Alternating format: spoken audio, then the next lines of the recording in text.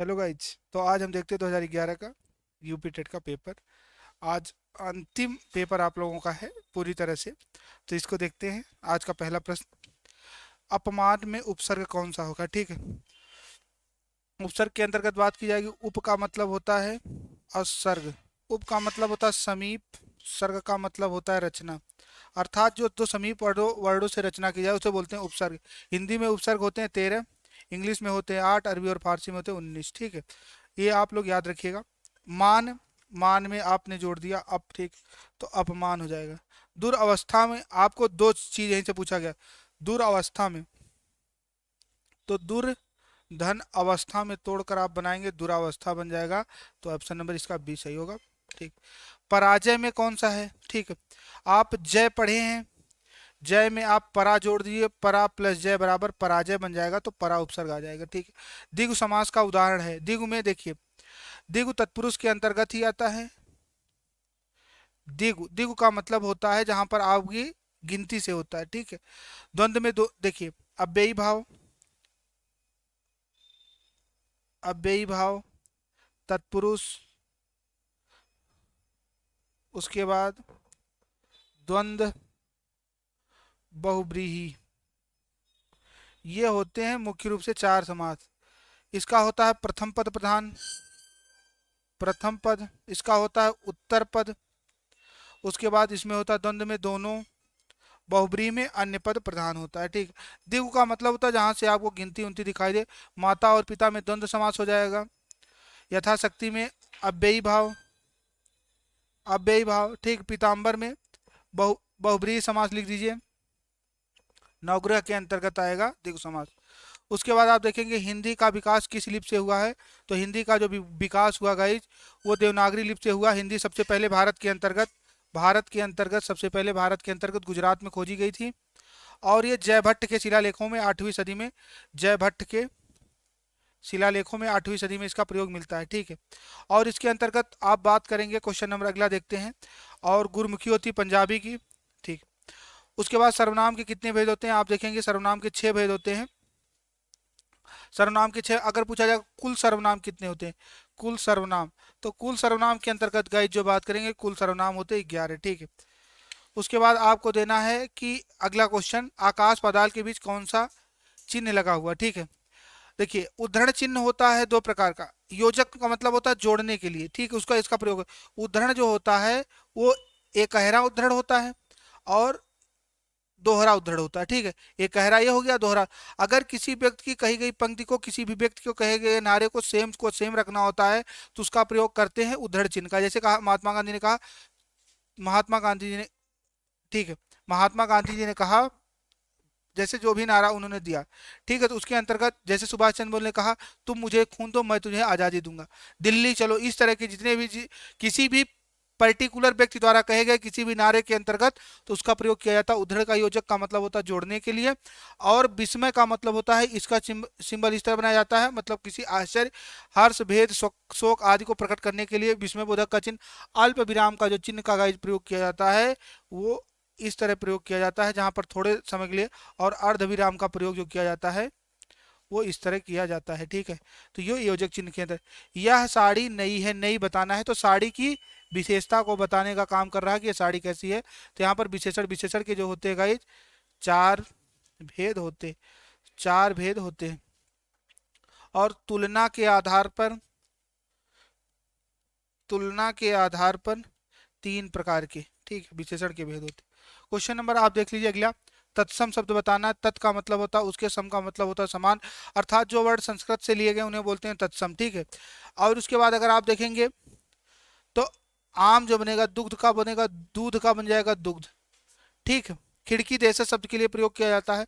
इनमें से आपको बताना है कौन सा शब्द तद्भव है। ठीक है। तद्भव के अंतर्गत मुंह, इसको बोला जाता है मुख। ठीक है। तो ये इसका प्रयोग किया जाता है गाइस। ठीक है। उसके बाद आप देखेंगे इनमें से कौन सा सूर्य का पर्यायवाची नहीं है। सूर्य के अंतर्गत सूर्य के जितने भी पर्यायवाची होते हैं सब में जा जोड़ देंगे। जितने भी सूर्य के पर्यायवाची आए, सूर्य के पर्यायवाची में अगर आप जा जोड़ देंगे तो बन जाएगा यमुना का पर्यायवाची। जैसे अर्क होता है सूर्य का पर्यायवाची, अर्क में आप जा जोड़ देंगे बन जाएगा यमुना का पर्यायवाची। जैसे आपने लिखा रवि, रबि में प्लस जा जोड़ देंगे, बनेगा रबिजा, ये भी बन जाएगा उसका पर्यायवाची के अंतर्गत। ठीक है, तो ये चीज के अंतर्गत आप देखेंगे तो यामिनी जो होती है रात का पर्यायवाची होता है। आप इसके अंतर्गत देखेंगे मनोरथ का संधि विच्छेद करना है तो मनः प्लस रथ में टूट कर बनेगा मनोरथ। ठीक है, उसके बाद विद्यार्थी, विद्या प्लस अर्थी, विद्या धन अर्थी, आर्थी नहीं होता अर्थी होता है। ठीक, तो यहाँ से बड़ा आ और यहाँ से बड़ा आ मिलकर बड़ा आ का निर्माण कर देंगे। ठीक है, तो यहाँ पर जो गाइज बनेगा छोटा आ प्लस छोटा मिलकर बड़ा दीर्घ संधि के अंतर्गत आएगा। दिग्भ्रम के अंतर्गत तोड़ेंगे, दिक प्लस भ्रम के अंतर्गत उड़ जाएगा तो दिग्भ्रम पहले का तीसरे में परिवर्तन हो जाएगा, दिग्भ्रम बन जाएगा। ठीक है, इसको भी आप रखिएगा तो ये व्यंजन के अंतर्गत आएगा गाइस। ठीक है, क्वेश्चन नंबर देखना 45, बिल्ली छत से कूदी में कौन सा कारक होगा आपके अंतर्गत बताना है। मैंने आपको हमेशा बताया है कि जब एक चीज स्थिर होती है और दूसरी चीज उससे अलग होती है तो उसमें होता है कारक के अंतर्गत। तो यहाँ जो होगा अपादान कारक होगा, अलगाव की भावना होती अपादान कारक होता है। ठीक, सम उसके बाद युद्ध में स्थिर रहने वाले को गाइज बोलते हैं युधिष्ठिर। ठीक है,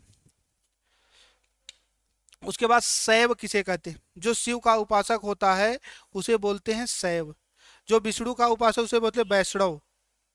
ठीक है, जो किसी का जो शक्ति का उपासक उसे शाक्य बोला जाता है, शाक्य। ठीक है, जो शिव का उपासक उसे बोला जाता है शैव। ठीक है, वाचाल जो बहुत अधिक बोलता है उसे बोलते हैं वाचाल। मृतभाषी का मतलब होता है जो मीठा बोलता है। ठीक है, तो आप इस चीज को याद रखिएगा, तो जो बहुत अधिक बोलता है ठीक है उसे बोलते हैं वाचाल। ठीक है, राम धीरे धीरे चलता है में धीरे धीरे क्या है, धीरे धीरे तेज तेज, जहां पर अनुकरणात्मक क्रिया आ जाए दो दो बार आ जाए वहां होता क्रिया विशेषण। जैसे राम धीरे धीरे लिखता है तो लिखने की जो विशेषता गाइज बता रही है वो धीरे धीरे बताया जा रहा है, तो ये क्रिया विशेषण के अंतर्गत आएगा। ठीक है, उसके बाद आपको देखना है कौन सा वर्तनी की दृष्टि से आनुषंगिक शुद्ध लिखा जाता है। जैसे आप लिखेंगे अनुसंगिक, ठीक है, संगिक के अंतर्गत लिखा जाएगा आनुषंगिक, जो होगा पहला सही। ठीक, क्वेश्चन नंबर देखना है अंत्याक्षरी कौन सा शुद्ध लिखा, तो ठीक है आप लिखेंगे अंत जैसे लिखते हैं अंत। ठीक है, यहाँ तक या जोड़ देंगे छरी जोड़ देंगे तो बनेगा अंताक्षरी, जो गाइज होगा बी वाला सही। सुषमा कैसे शुद्ध लिखा जाता है, सुषमा शुद्ध ऐसे लिखा जाता है, एक वर्ड था सुश्रुषा, सु एक चीज यहाँ लिखिएगा, शुश्रूषा शुद्ध ऐसे लिखा है, मतलब होता है दीन दुखियों की सेवा करना, ये वर्ड इंपॉर्टेंट है। और दो तीन वर्ड देख लिया, आशीर्वाद, ठीक है, ज्योतिषना,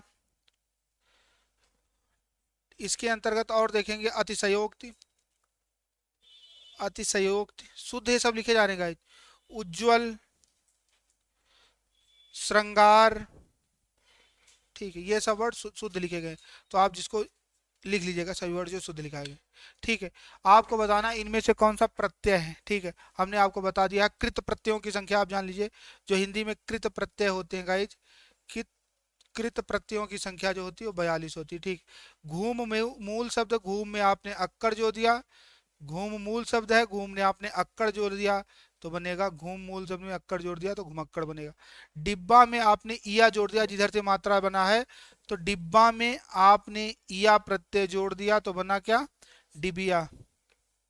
ठीक है, डिब्बा में आपने ईया प्रत्यय जोड़ दिया तो बना डिबिया। क्वेश्चन नंबर देखना है भिक्षुक में कौन सा प्रत्यय, भिक्षा प्लस उक जोड़कर भिक्षा में आपने जोड़ दिया उक प्रत्यय के अंतर्गत, तो ये बनेगा गाइज भिक्षुक। ठीक, उक प्रत्यय होगा।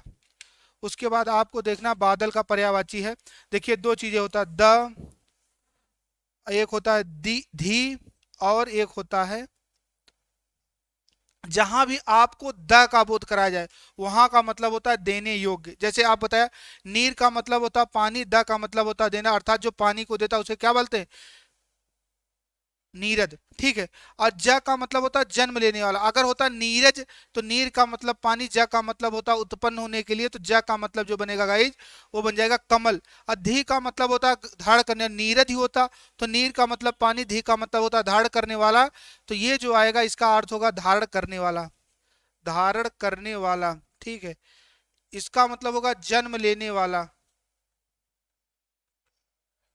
ठीक है, द का मतलब होता है देने वाला, देने वाला। ठीक, तो बनेगा नीरज, सॉरी नीरद, द का मतलब देने वाला। इंद्रियों को जीत लिया हो उसे क्या कहते हैं, जितेंद्रिय, अनेक शब्दों के लिए एक शब्द आप लोग देख के जाइएगा। उसके बाद आह, आप आ गए, तो इसका मतलब होता आह में कैसा शब्द है, आह अव्यय के शब्द। अव्यय के अंतर्गत बात किया जाएगा, अव्यय के होते हैं चार भेद। क्रिया विशेषण, क्रिया विशेषण, समुच्चय बोधक, समुच्चय बोधक, संबंध बोधक और विस्मय बोधक। ठीक, ये चीजें होती, ठीक। और उसके बाद अव्यय हो गया, विशेषण के चार भेद होते हैं, सर्वनाम के छह भेद होते हैं, संज्ञा के पांच भेद होते हैं, आप सब लोग जानते रहिएगा, ठीक है। अब आपको बताना है प्यास। प्यास कैसा शब्द है, प्यास लगा है, ठीक है, प्याज जो इलायची। और एक बात और जानिए, जितने,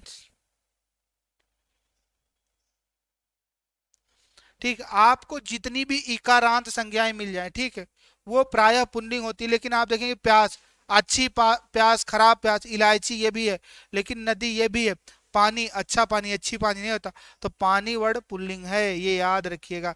और इकारांत संज्ञा जैसे मोती, पानी, दही, ये इकारांत होते हुए भी पुल्लिंग शब्द के अंतर्गत आएंगे, ठीक है गाइस। तो ये है पुल्लिंग वर्ड, ठीक। उसके बाद आपको देखना पवन में कौन सी संधि है। पवन और पावन दोनों वर्ड जानिएगा, पवन और पावन। पो प्लस अन में गाई टूटेगा, यहाँ टूटेगा प प्लस अन के अंतर्गत पावन। इसी तरह होता श्रवण, श्रो प्लस अन के अंतर्गत टूटेगा श्रवण। एक होता है श्रावण, तो श्रो, श्रव प्लस अन में टूटकर श्रावण बनेगा।